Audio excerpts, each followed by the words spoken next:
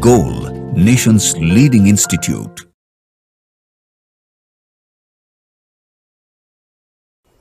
Hello students, myself Deepak Deep and I am going to discuss physical chemistry portion of AITS major test first which was held on 25th Feb 2024.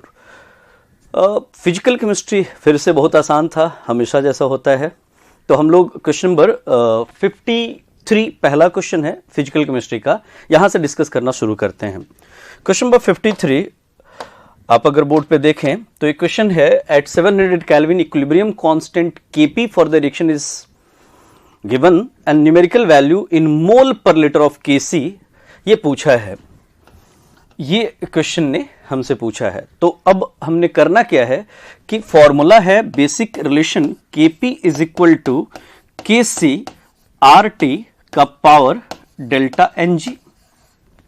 बार बार आपको class में बताया जाता है कि बच्चे ये जो फॉर्मूला है इसमें एक बेसिक बात का हमें ध्यान रखना चाहिए कि ये जो Kc होता है ये in terms of mole per litre होता है। तो R की वैल्यू आपको बार बार बताई जाती है कि 0.0821 लेना लीटर एटमॉस्फेयर पर मोल पर केल्विन वाला, और ये जो Kp आएगा इन टर्म्स ऑफ एटमॉस्फेयर आएगा, ये आपको रिपीटेड टाइम्स बताया जाता है कि इन टर्म्स ऑफ ATM आ जाएगा। यही ध्यान रखना है इस क्वेश्चन में। मतलब ये जो पास्कल दिया हुआ है 1.80 इंटू 10 का पावर -3 पास्कल, इसको तो पहले एटमॉस्फेयर में लाना होगा। आपको पता है कि 1 ATM जो होता है अप्रोक्सीमेटली 10 का पावर 5 पास्कल होता है। तो कहा जा सकता है कि 1 पास्कल जो होगा वो 10 का पावर -5 ATM होगा।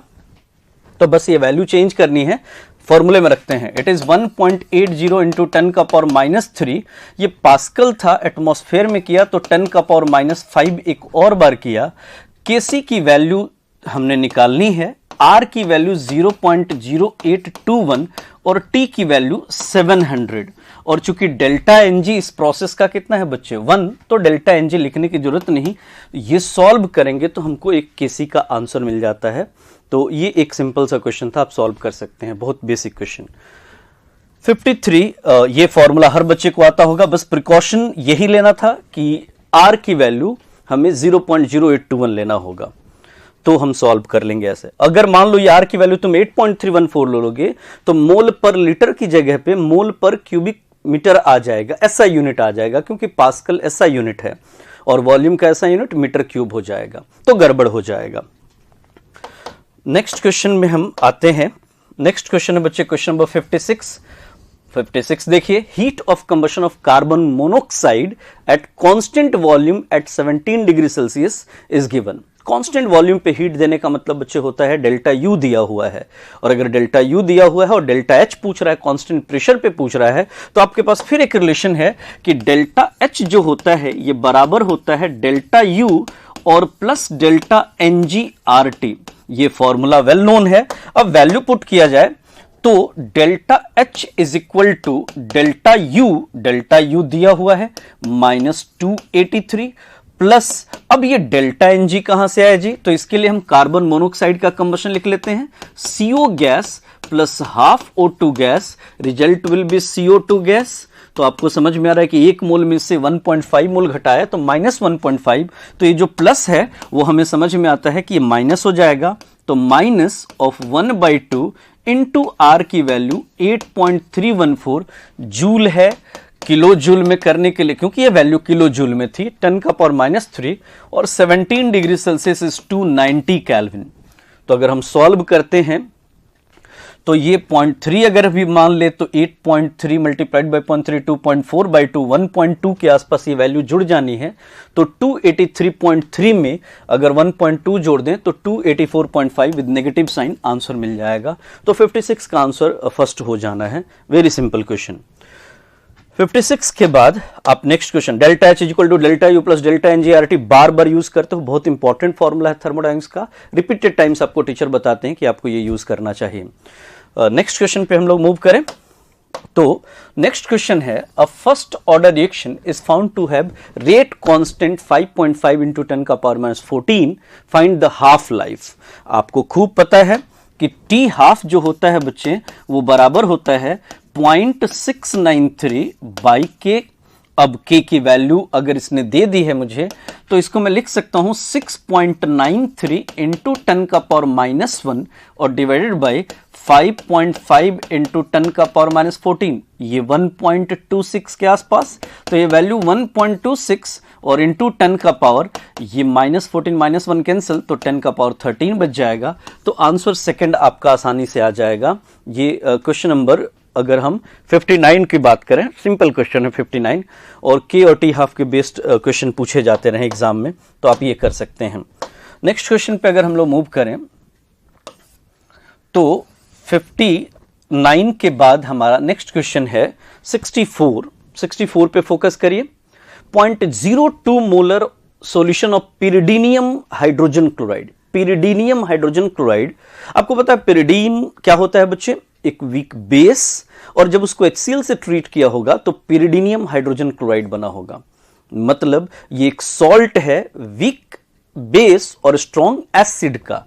तो वीक बेस स्ट्रॉन्ग एसिड के पीएच के लिए आपके पास फॉर्मूला है कि पीएच इज इक्वल टू क्या होता है 7 - 1/2 pKb और प्लस लॉग C। ये वैल्यू अगर हम पुट करते हैं, जो दिया हुआ वैल्यू है, तो हमें आंसर मिल जाएगा। पीएच दिया है बच्चे 3.44 इज इक्वल टू 7 - 1/2 pKb, और ये log C, log 0.02 की वैल्यू निकालनी है। तो log 2 होता है 0.3 और log 0.01 होता है 10 का पावर -2, तो समझ में आता है ये -1.7 हो जाना है। ये सॉल्व किया तो हमको पीके भी मिल जाएगा। तो आपको पता है कि 7 में से 3.44 अगर जाएगा तो ये 3.56, और ये 2 इधर अगर मल्टीप्लाई कर दें तो इज इक्वल टू पीकेबी और -1.7 हो जाएगा। तो ये हो जाएगा हमारा 7.12 और 1.7। तो ये हमारा कितना हो गया, pKb इज इक्वल टू 7.12 और प्लस 1.7, मतलब 8.82 बच्चे। और अब KB निकालना है, तो हमें पता है कि माइनस लॉग KB की वैल्यू इसने मुझे दे दी 8.82। तो इसको हम लिख सकते हैं बच्चे कि log KB is equal to -8.82। -8.82 को हम -9 प्लस 0.18 लिख सकते हैं। और अब आपको समझ में आता है कि ये log 10 का पावर -9 लिखा जा सकता है, और ये 1.5 के आसपास, तो log 1.5। अब log a plus log b आपको पता है log a इंटू b हो जाता है, तो इसका रिजल्ट क्या लिखा जा सकता है, log 1.5 इंटू 10 का पावर -9। अब एंटी लॉग लिया तो लॉग दोनों साइड से, तो KB की वैल्यू हमें दिखाई दे रही है 1.5 इंटू 10 का पावर -9। सेकेंड आंसर रिपोर्ट करेंगे इसका। तो क्वेश्चन नंबर 64 का सेकेंड आंसर कर देते हैं। नेक्स्ट क्वेश्चन देखिए, क्वेश्चन नंबर 65 है, arrange the following orbitals in decreasing order of energy. अगर हमसे कोई एनर्जी का ऑर्डर पूछता है तो आपको पता है कि n+l देखना है मल्टी इलेक्ट्रॉन सिस्टम के लिए। अगर ये हाइड्रोजन होता है तो बस n देखते हैं, और मल्टी इलेक्ट्रॉन के लिए n+l देखा जाता है। तो देखते जाते हैं जी, n+l की वैल्यू मैं हाईलाइट करता हूं क्वेश्चन पार्ट में ही। यहां n+l का जोड़, यहां n+l का जोड़, इस जगह पे n+l का जोड़, और यहां n+l का जोड़। तो हमें दिख रहा है कि 3 + 0 3, 3 + 1 4, 4 + 0 4, और 3 + 2 5। सबसे ज्यादा तो D का हो गया। अब D के बाद यहां भी 4 है और यहां भी 4 है, तो डिसाइडिंग फैक्टर n होता है। तो D के बाद B, B के बाद ऑब्वियसली C, और सबसे कम क्या हो जाता है, A। आंसर इसका 65 का पहला बन जाता है। तो 65 का फर्स्ट आंसर किया जाए। क्वेश्चन नंबर 65 के बाद सिंपल क्वेश्चन था, 65 एक्सपेक्टेड है हर बच्चे से हुआ हो। The solubility in water of a sparingly soluble salt XY2 is 1 into 10 का power -5 mole per liter. Its solubility product will be। solubility दिया हुआ है और क्या पूछ रहा है, solubility product। पहले तो हमें देखना होगा कि XY2 किस टाइप का सॉल्ट है। तो पता लगा XY2 is AB2 टाइप का सॉल्ट, और फॉर AB2 टाइप आपको पता है कि केस पे 4s क्यूब होता है, s गिवन है, तो ये बहुत सिंपल क्वेश्चन है। फॉर्मूले में वैल्यू पुट किया, s का क्यूब 10 का power -15 into 4, first answer report करेंगे आप 68 का पहला 4 इंटू 10 का पावर -15। क्वेश्चन नंबर 71 भी सिंपल क्वेश्चन है, सॉल्यूशन का देखिए बोर्ड पे है, तो पैरेलल इसको भी देख लेते हैं हम लोग। Solubility of N2 in water at 300 kelvin and 500 torr pressure is 0.01 gram per litre. Highlight करता हूं इस बात को मैं, ये दिया है बच्चे सॉल्युबिलिटी 0.01 ग्राम पर लीटर, किस प्रेशर पे? 500 टॉर पे। तो कह रहा है कि 750 टॉर पे ग्राम पर लीटर में ही क्या होगा, मतलब 1 लीटर में ही कितना ग्राम डिसॉल्व होगा। तो आपको पता है कि मास प्रोपोर्शनल टू P होता है हेनरीज लॉ में, और m1 बाई m2 लिखा जा सकता है बच्चे P1 बाई P2। m1 दिया है 0.01, m2 की डिमांड है, P1 दिया हुआ है 500 और ये दिया है 750। ये 0.5 टाइम्स है, तो 1.5 टाइम्स किया तो आंसर हो जाएगा 0.015। अगर हम सॉल्व करें तो आंसर हो जाएगा हमारा इसका on solving m2 will be 0.015 gram per litre. तो ये भी आसान सा क्वेश्चन था। ये दोनों क्वेश्चन आपको समझ में आया हो, 68 और 71। हम लोग नेक्स्ट क्वेश्चन देखते हैं बच्चे। क्वेश्चन नंबर 73 पे फोकस करिए। 73 है हमारा, for the given compounds the highest oxidation state of phosphorus is. Phosphorus के ऑक्सीडेशन स्टेट देख लेते हैं जी। चलिए यहां देखा जाए तो H3PO3 +3 है, Ca3P2 ये अगर -3 का स्टेट है, PCl3 +3 का स्टेट है, और O- 2 -3 ये +5 का स्टेट है। तो समझ में आता है कि सबसे ज्यादा स्टेट तो ऑक्सीडेशन स्टेट 4th में ही है, मैक्सिमम वाला स्टेट, हाईएस्ट ऑक्सीडेशन स्टेट। तो ये भी एक सिंपल क्वेश्चन था, हर बच्चे से हुआ होगा। 73 के बाद आप 74 पे फोकस करिए। 74 है, the given following reactions delta H is equal to delta U। Simple अभी यूज किया था हम लोगों ने, delta H is equal to क्या बच्चे? डेल्टा U और प्लस डेल्टा NgRT। ये बराबर हो इसके के लिए ये वैल्यू 0 हो जानी चाहिए, मतलब उस रिएक्शन के लिए जिसका डेल्टा Ng 0 होता है, डेल्टा H बराबर होता है डेल्टा U के। तो इनमें से एक ही ऑप्शन है जहां डेल्टा Ng की वैल्यू 0 है, और वो है ऑप्शन नंबर 2। तो 74 का आंसर हम लोगों को 2 करना है। क्वेश्चन नंबर 74 के बाद 77 देखिए, the incorrect matching pair is, cell constant G* होता है, वेल नोन है। G* मतलब L/A, तो पर मीटर सही है ये।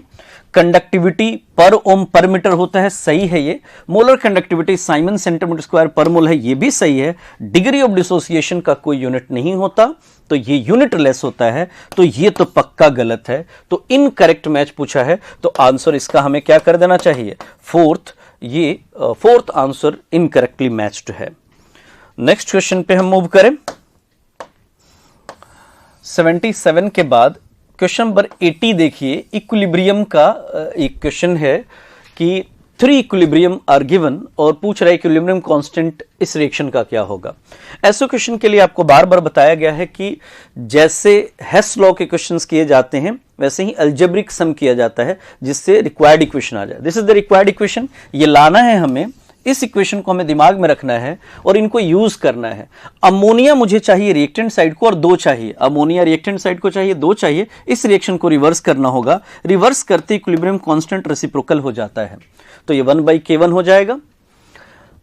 और ये अभी छोड़ देते हैं क्योंकि ऑक्सीजन एक से ज्यादा जगह पे। NO देखिए, NO2 चाहिए मुझे, और प्रोडक्ट साइड में चाहिए, प्रोडक्ट साइड में ही चाहिए, प्रोडक्ट साइड में है 2NO चाहिए, 2NO है, तो K2 तो एज इट इज रखना होगा, तो K2 एज इट इज रखा। और वाटर मुझे 3 चाहिए, वाटर मुझे यहां 1 ही है, तो इसको थ्राइस करना होगा। इक्विलिब्रियम कांस्टेंट थ्राइस करने से पावर 3 हो जाता है, तो ये हमारा नेट इक्विलिब्रियम कांस्टेंट मिल जाएगा। आपको पता है कि 2 या 2 से ज्यादा इक्विलिब्रियम को जोड़ के अगर नया इक्विलिब्रियम आता है तो इक्विलिब्रियम कांस्टेंट जुड़ता नहीं, मल्टीप्लाई होता है। तो ये बहुत बेसिक सा क्वेश्चन था, मुझे लगता है हर बच्चे से हुआ होगा। सिंपल अलजेब्रिक समीशन, तो आंसर इसका हम लोगों को फर्स्ट करना है, first is very right. Next question पे हम जाते हैं 80 के बाद। क्वेश्चन नंबर 81 ऑर्गेनिक है, प्राइमरी अल्कोहल कार्बोक्सिलिक एसिड। मुझे लगता है ये ऑर्गेनिक के क्वेश्चन हमने किए होंगे। तो हम फिजिकल वाले पोर्शन पे आते हैं। क्वेश्चन नंबर 83 देखा जाए।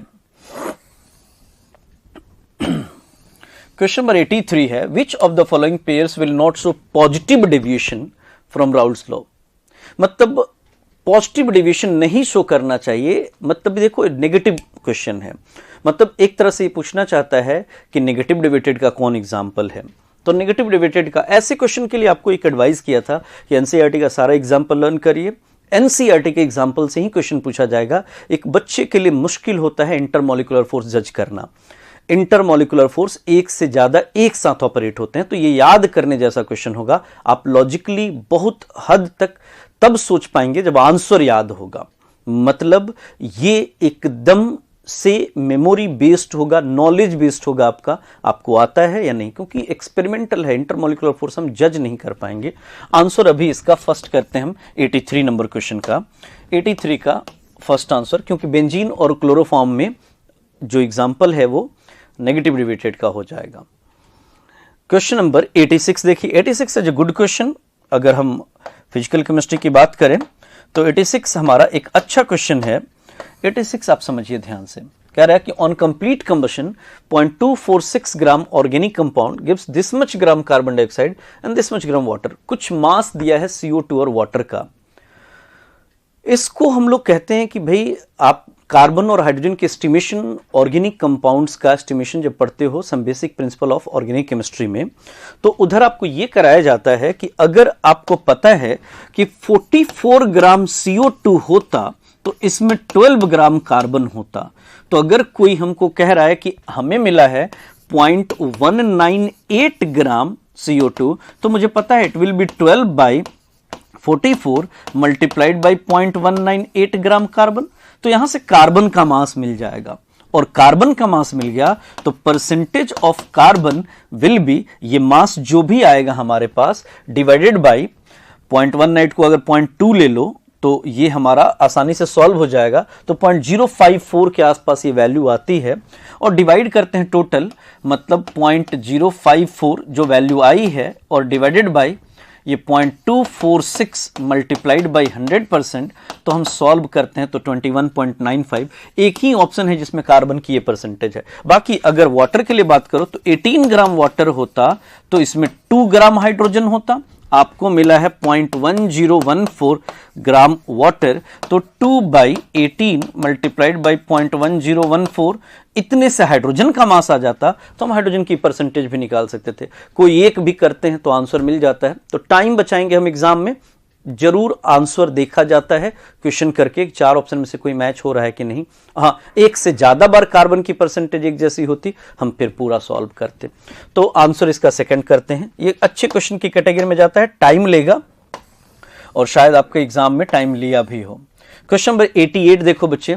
Specific conductance of all electrolyte decreases on dilution. Dilution से के की वैल्यू डिक्रीज करती है। पता है कि जी और के डाइल्यूट करने से, जी और के कॉन्सेंट्रेशन बढ़ने से बढ़ता है, मतलब डाइल्यूट करने से घटता है। तो ये लाइन सही लग रहा है। On dilution number of ions per unit volume decreases. Very right explanation. तो आंसर पहला भी सही, दूसरा भी सही, और इट इज करेक्ट एक्सप्लेनेशन। 88 का आंसर हमें करना चाहिए 3। थर्ड आंसर सही है इसका, दोनों सही, एक्सप्लेनेशन भी यही है। 91 देखिए आप। Match the column 1 with column 2। चलिए मैच किया जाए। तो आपको पता है कि केपी का जो यूनिट होता है बच्चे, केपी का यूनिट एटमॉस्फेयर या कोई भी यूनिट प्रेशर का पावर डेल्टा एनजी होता है। तो अगर मैं पहला ही देखूं 3O2 2O3, तो डेल्टा एनजी की वैल्यू -1 है, तो एटमॉस्फेयर का पावर -1, मतलब एक का तो 3 हो गया। ढूंढते हैं एक का 3, एक का 3, बस एक ही ऑप्शन है। फिर बिना कुछ किए मैंने आंसर सेकंड किया, क्योंकि मैं काफी फिक्स्ड हूं। अगर मान लो मैं एक और देख लेता हूं, सी है 2HF H2F2, डेल्टा एनजी 0 है, मतलब नो यूनिट, तो इसका आंसर क्या होना चाहिए? सी का 1। सी का 1 यहां मैच कर रहा है, तो हम इसमें कोई गलत नहीं कर रहे हैं। आंसर क्या कर दिया? सेकंड। तो आप अगर मैच कराएंगे तो सारे मैच हो जाएंगे। क्वेश्चन नंबर 91 के बाद 94 आप देखें। कह रहा है 94, angular momentum of electron in an orbit which has 4 subshell is h by pi. आपको पता है कि सबशेल्स का नंबर जो होता है वो प्रिंसिपल क्वांटम नंबर के बराबर होता है। मतलब अगर n की वैल्यू 1 है बच्चे, n की वैल्यू 1 है तो l की वैल्यू 0 है, n की वैल्यू 2 है तो l की वैल्यू 0 1 2 है, n की वैल्यू एक सेकेंड, n की वैल्यू 3 है तो l की वैल्यू n की वैल्यू 3 है तो l की वैल्यू 0 1 2 है। कहना यह है कि अगर हम जितना n की वैल्यू होती है उतने ही सबसेल होते हैं। तो अगर n की वैल्यू 4 होगी बच्चे तो l की वैल्यू 0 1 2 3 4 सबसेल होंगे, 4s 4p 4d 4f। अगर n की वैल्यू 4 है तो सबसेल 4 होंगे और n की वैल्यू 4 होगी तो आपको पता है कि MVR 4h बाई 2 पाई हो जाएगा, मतलब 2h बाई 2 पाई हो जाएगा। तो असर्शन तो हो गया गलत। अब reason angular momentum is quantize, सही बात है, क्वांटाइजेशन तो है, h by 2 pi 2h by 2 pi 3h by 2 pi, it is quantization. तो हमें समझ में आ रहा है कि असर्शन हुआ फॉल्स और रीजन हुआ ट्रू, आंसर हुआ सेकंड। तो 94 का आंसर 2 करते हैं हम लोग। 94 के बाद नेक्स्ट क्वेश्चन पे हम लोग मूव करते हैं और वो है हमारा 97। The boiling point of benzene is 353.23 when 1.80 gram of non-volatile solute was dissolved in 90 gram benzene. The boiling point is raised to 354.11. Basic formula फिर से सॉल्यूशन चैप्टर का, colligative property delta Tb is equal to i into Kb into m. ये formula मुझे लगता है सबको पता होगा। अब इस फॉर्मूले में वैल्यू पुट किया जाए तो डेल्टा टीबी कितना है जी, तो घटा लिया जाए, ये 354.11 और ये 353.23, 1138028 और ये 0.88। तो डेल्टा टीवी इज 0.88, आई की वैल्यू 1, केबी की value 2.53, molality 1.80 by molar mass solute का वी डोंट हैव, और कितने बेंजीन में, तो 90 ग्राम बेंजीन में into 1000। On solving we have relation like this, और सॉल्व करते हैं तो आंसर हमको 97 का 2 57.5 ग्राम पर मोल मिल जाएगा। लास्ट क्वेश्चन है 100th क्वेश्चन देख लेते हैं हम लोग। क्वेश्चन नंबर 100 देखिए अगर आप, तो specific conductance of saturated solution of barium sulphate is given. मतलब क्या दिया है बच्चे, के दिया हुआ है, के की वैल्यू 3.06 इंटू 10⁻⁻6 साइमन पर सेंटीमीटर, यूनिट भी लिख देते हैं, साइमन पर सेंटीमीटर है, और कह रहा है कि इक्विवेलेंट कंडक्टिविटी लैम्डा ई 1.53 into 10⁻1.53 just 1.53 Simon centimetre square पर इक्विवेलेंट है, साइमन सेंटीमीटर स्क्वायर पर इक्विवेलेंट है। तो क्वेश्चन इज कि केएसपी बताइए। आपको पता है कि लैम्डा ई जो होता है बच्चे वो के बाई नॉर्मेलिटी इंटू 1000 होता है, तो यहां से नॉर्मेलिटी निकाल लेते हैं। तो normality is equal to 3.06 multiplied by 10⁻⁻6 into 1000 और डिवाइडेड बाई 1.53। ये डबल कट जाता है तो ये 2 इंटू 10⁻⁻3, तो मोलारिटी हो जाएगा 10⁻⁻3, क्योंकि बेरियम सल्फेट का एन फैक्टर 2 है। तो केएसपी तो इसका एस स्क्वायर होगा, तो हमें समझ में आता है 10⁻⁻6। फोर्थ आंसर इसका टिक करते हैं तो 100 का आंसर 4 हो जाएगा। तो ये था फिजिकल केमिस्ट्री का पोर्शन। उम्मीद करता हूं कि बहुत अच्छा किया हो आपने। Thank you so much.